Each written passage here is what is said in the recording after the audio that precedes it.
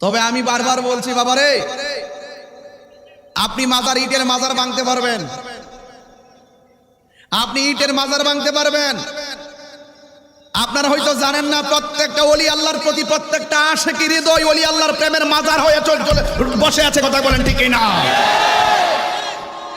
ইটের মাজার ভাঙবা, ইট এনে ভাঙবা, আশিকি হৃদয়ের প্রেমের মাজার ভাঙবা কিভাবে? প্রত্যেকটা আশিকি হৃদয় ওলি আল্লাহর প্রেম আছে না নাই? তবে মনে রাখো, ইটের মাজার ভাঙবে, পাথরের মাজার তৈরি হবে। কথা বলেন ঠিক কিনা? এই জন্য এই ফাইসালা আমরা করব না, এই ফাইসালা আল্লাহই করবে। হাদিস নাই আস্তে, আমার চিনে না, আমার চিনে না, তাই রোজো সব ঠিক। আমি সিলি দিতাম না, আস্তে আস্তে করবো, তারপরে ঠিকঠাক রাখ, কালকে আবার দিনে